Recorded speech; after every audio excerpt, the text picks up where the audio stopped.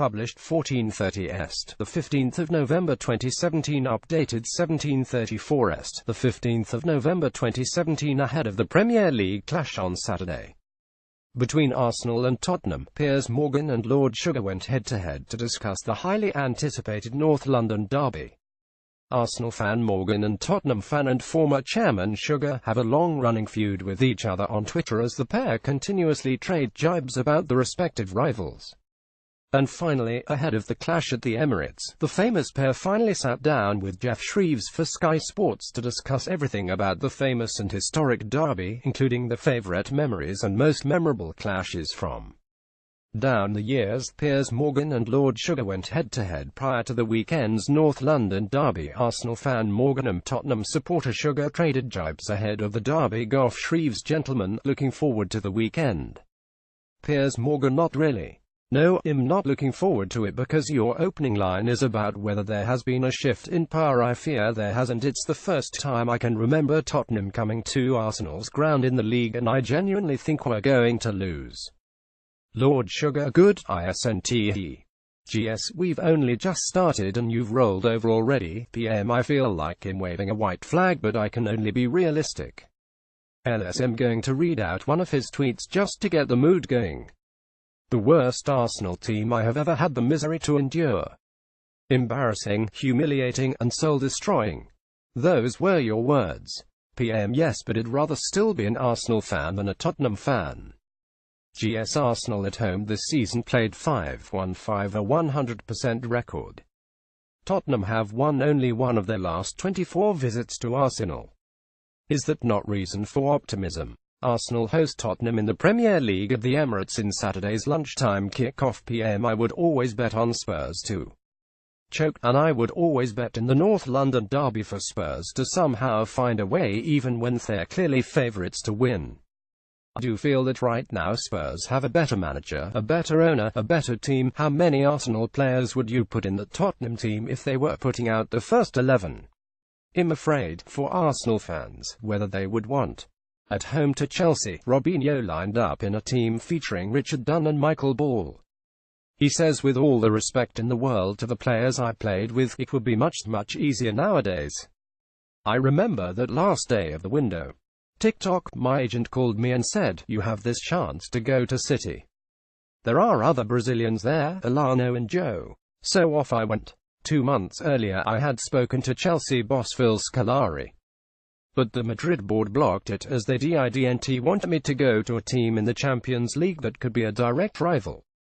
Robinho is a big fan of current City striker Gabriel Jesus, a fellow Brazil international. Are his best. Robinho embodied all we admire about Brazilian football. The dancing feet, the shimmies, the goals, the trademark thumb and mouth celebration. He was a reminder that football is meant to be fun. At Santos, he was once booked for humiliating defenders with too many step-overs. At City, he made an electric start under Mark Hughes, scoring 12 goals by New Year's Day in his first season. When I arrived, Micah Richards told me the world would now start taking City seriously. Before that, people did not respect City. But now the Blues were coming. I spoke a few times with the owner Sheikh Mansour. He told me he was going to go big to get Kaká and Lionel Messi. Kaká was close, but Messi, he lets out a giggle. I think Messi was beyond them. But I believed in the project. The Sheikh had the ambition to create the best team in the world, and now look at them. They have the best manager in the world in Pep Guardiola and can go toe-to-toe with anyone. I remember we beat Hull City 51 and a fan came up to me emotional because he could not remember City winning a game by that margin. I was there when Carlos Tevez arrived. I love the rivalry with Fergie and the welcome to Manchester billboard. Robinho was seen as a party guy at City, but he said the English boys went out more than him. As the season evolved, Robinho became less consistent. He exasperated Hughes with his performances away from home and escaped from a training camp in Tenerife because he felt he had been promised a holiday.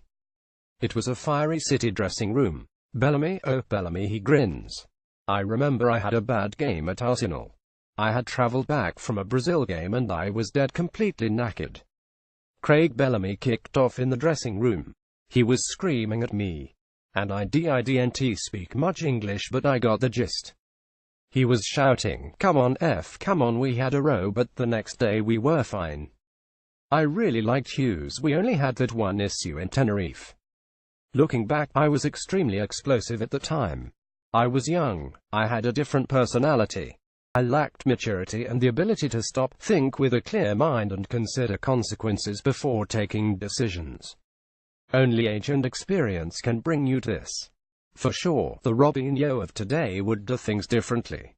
I don't agree though that my away performances were different from my ones at home. The team as a whole played differently away. Another thing, I wasn't afraid of the physicality. In Brazil, I didn't have it easy growing up. People would kick you. Italy was the hardest league to score goals in. Those guys just love defending. But Rio Ferdinand is the hardest opponent I have faced, strong and quick. He didn't kick you. He was so classy. I could do all my step-overs, but he would the ball and tackle so immaculately. He only got the ball. Robinho revealed that Craig Bellamy Wright once kicked off at him in the City dressing room in 2010. Robinho returned to Santos. Roberto Mancini did not make the most of me, he says. I needed to go to the World Cup. I had to play, and that's why I went back to Brazil. Mancini gave me too many defensive responsibilities and restricted me. I like to feel free. The truth is, I wanted to be there for a long time and leave a real legacy. I knew the club was going places. Robinho has enjoyed a remarkable career. He is Brazil's sixth highest capped player with 100 appearances. At Real Madrid, he shared a dressing room with Zinedine Zidane, Raul and his compatriot Ronaldo. At AC Milan, he lined up with Andrea Pirlo, Ronaldinho and Zlatan Ibrahimovic. Zlatan, he used to say, he persuaded the Milan board to sign me. You're here because of me. Is he arrogant? Yes, but in a nice way. It's just a confidence and trust in his talent. To me, he is everything a striker should be, a showman and a winner. At our training ground, he decided one day to challenge Gennaro Gattuso to a jiu-jitsu fight. So you had this ferocious scrapper doing martial arts against Zlatan, who is a black belt. Who won? Zlatan. Zlatan always wins. At Real, I really liked David Beckham. Neither of us spoke Spanish, but we had a super understanding. We practiced free kicks before and after training. Who was the better taker? Him. But he couldn't dribble like me. During 2 seasons at City, Robinho scored 14 goals in 41 Premier League appearances. Robinho last turned out for Brazil in a friendly game against Colombia in January, but he did not make the 2014 World Cup, and his chances of a call-up next summer appear unlikely. If the manager tight calls me, I will be over the moon. We have to set the world to rights. Sheesh, Germany. It was one of those "where were you" moments. I was in my friend's house. It was the hardest football blow this country has taken. I know some people expected me to be a Ballon d'Or winner. When Pelé talks about you, people listen. People made those comparisons, but there is no new Pelé, not now, not ever. He is the greatest. I do think I fulfilled my potential. In every team I played, I have been a champion except for City. If you ask my one regret, it is that I could not bring those City fans a trophy. That's the only thing that leaves me a little sad. He played for City, Real Madrid and Milan, but Robinho is now on the books at Atletico Mineiros.